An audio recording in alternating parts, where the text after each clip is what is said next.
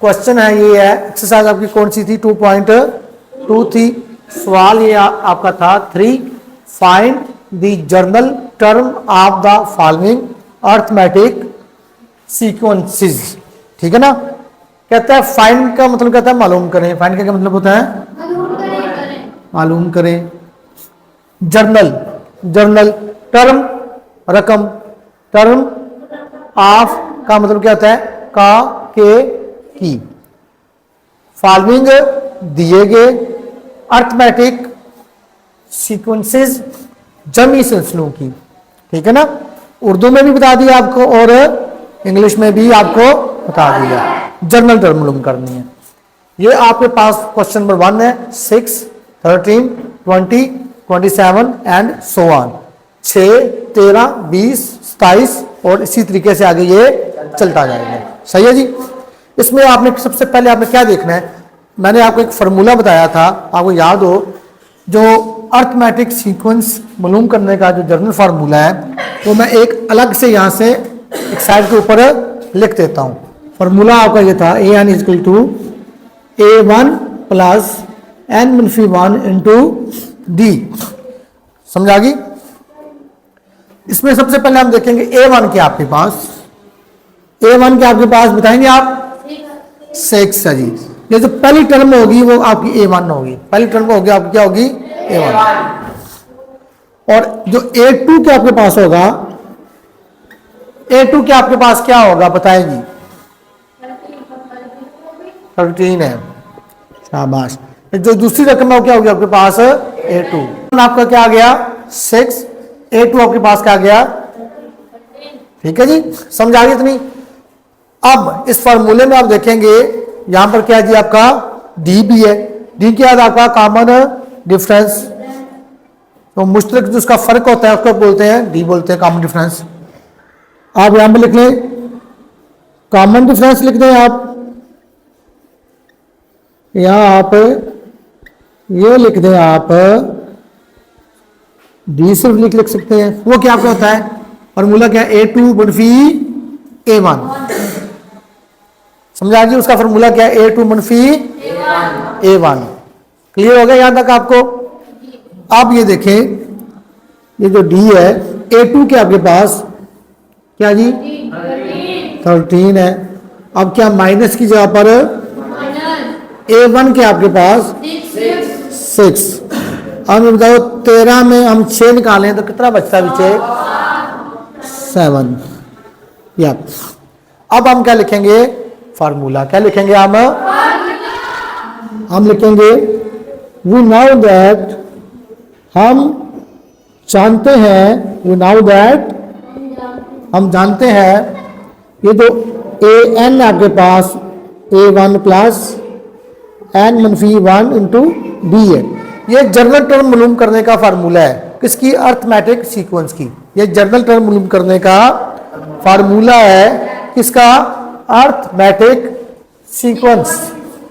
समझा गया आपको? अर्थमेटिक सीक्वेंस मैंने को पहचान बताई थी, इनके दरमियान में एक कांस्टेंट डिफरेंस होगा। ठीक है, वो चलता 7 है, इधर भी 7 होगा तो इधर भी 7, इधर भी 7 एंड सो ऑन। वो 7 ही चलता जाएगा वो। आप देखिए, अब हमने यहां पे अपनी वैल्यू पुट कर देनी है। A1 के आपके पास क्या जी? 6। तो A1 की जगह पर हम क्या लिखेंगे? 6 लिख दिया हमने, प्लस n के आपके पास पता को हम n के आपके पास n तो है ही नहीं है ना। n से मुराद होती है नंबर ऑफ टर्म्स। क्या होती है? आपके पास कुल कितनी रकमें हैं? कोई आपको पता है कितनी है? ये गिन सकते हो? नहीं गिन सकते ना। जब आप गिन नहीं सकते तो फिर आपको पता ही कोई नहीं कि रकमें, तो ये टर्म हमको n को n ही रहने देंगे, क्योंकि ये n ही रकमें आपके पास।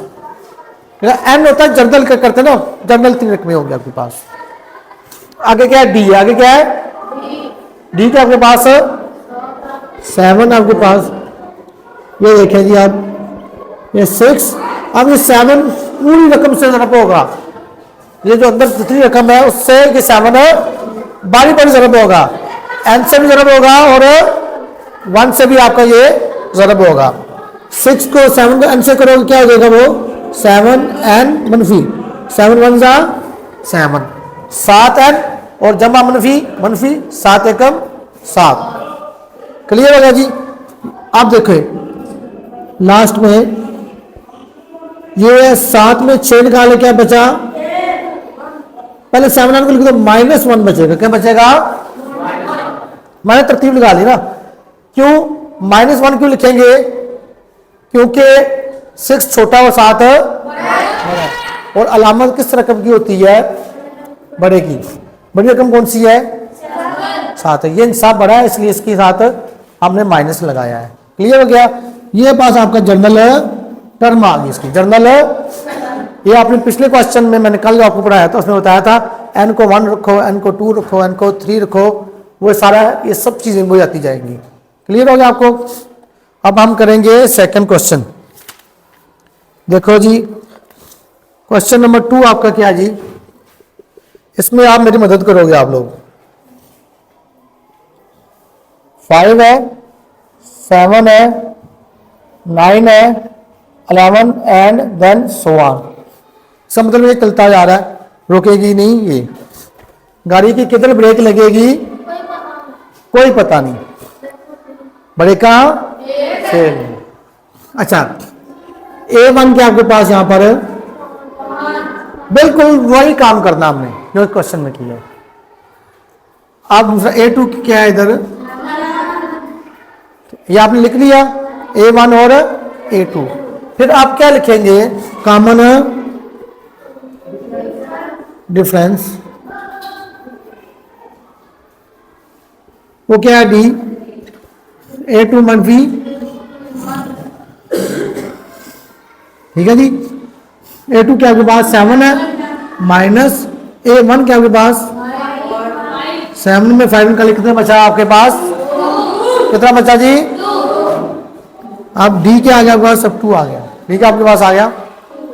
क्लियर यहां तक आपको, मतलब अगली रकम में से पिछली रकम आपने माइनस कर दी है, ठीक है जी। नेक्स्ट टर्म में से प्रीवियस टर्म आपने क्या करनी है, माइनस करनी है। अच्छा अब जो है आपको वही काम करता है, वो नाउ फॉर्मूला लिखेंगे। वो नाउ दैट हम जानते हैं कि जो है an is equal to A1 plus n मनफी 1 इंटू डी। ये फार्मूला आपको ज़बानी याद होना चाहिए, A1 प्लस n मनफी 1 इंटू डी। फार्मूला आपके सामने लिखा हुआ है। आप देखो n का नहीं पता, नंबर ऑफ टर्म्स कितनी है हमें कोई पता नहीं है। n से मुराद होती है कुल रकमें कितनी है आपके पास, ये टर्म्स 1 2 3 4 5, ये कितनी टर्म कहां तक चलेगी पता आपको, कोई पता नहीं आपके पास। अब देखें A1 क्या आपके पास मौजूद, आपके पास क्या लिखा जी 5 है, प्लस n का पता ही नहीं है, कोई नहीं है क्या है, तो D क्या आपके पास 2 है 5। अब ये 2 पूरी टर्म से क्या होगा, मल्टीप्लाई होगा, 2n आ जाएगा, 2 एकम 2 या 2 एक बार 2, ठीक है, या 2 1 जा 2, जिस लैंग्वेज में आपको समझ आती है। पर मैथ की जो भाषा जो लैंग्वेज है वो एक ऐसे, जिस लैंग्वेज में भी मैथ करोगे बात एक ही होगी। अच्छा ये 2n हम पहले लिख लेंगे, 5 में 2 निकाले, ये फार्मूला आ गया। बाकी आप क्वेश्चन बाकी कर लेंगे। ये आपने क्वेश्चन नंबर 3 आप लोगों ने खुद करना है।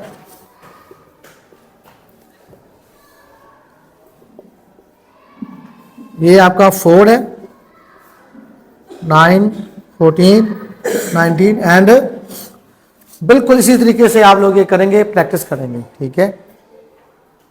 क्लियर हो गया।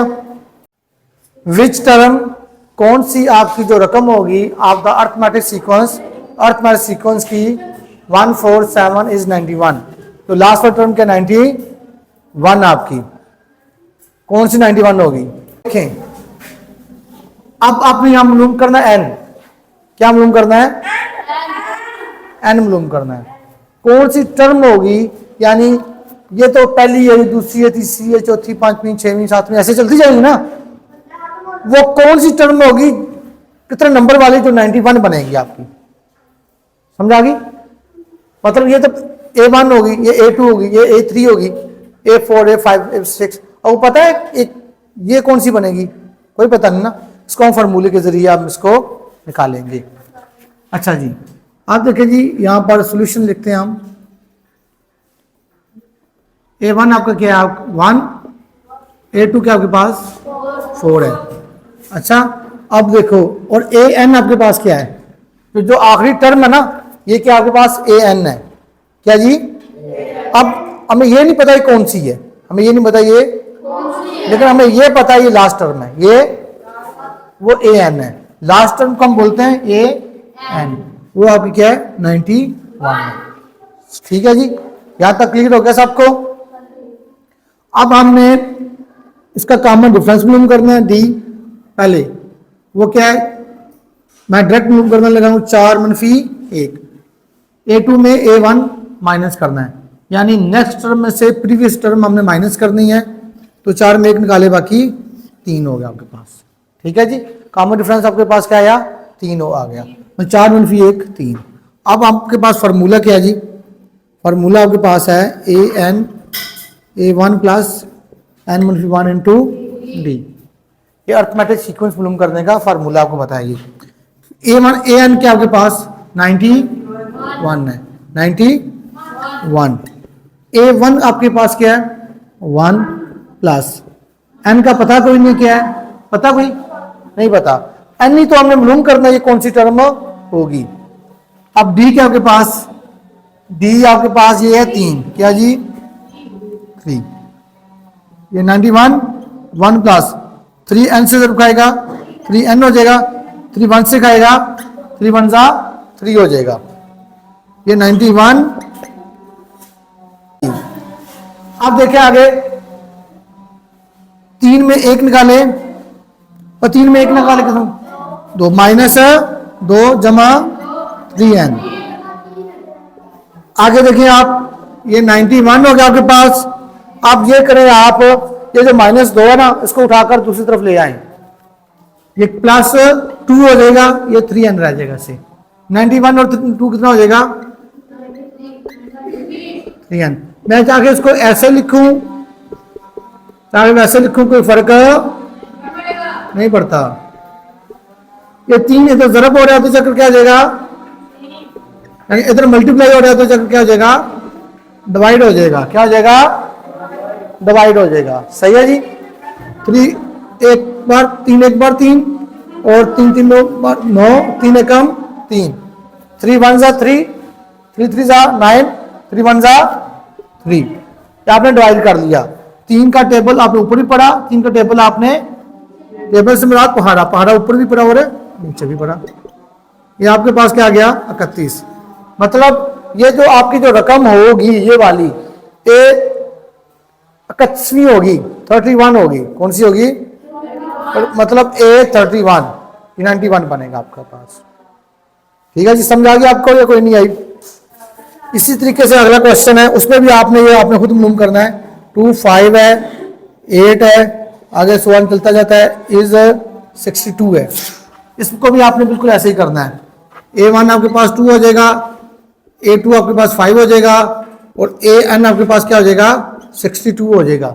बिल्कुल इसी तरीके से आप पहले कॉमन डिफरेंस मालूम करेंगे, फिर फार्मूला लगाओगे। आप कर लोगे आप? ये आप लोगों ने उसकी प्रैक्टिस करनी है, इंशाल्लाह आपका क्लियर हो जाएगा। ओके, अल्लाह हाफिज।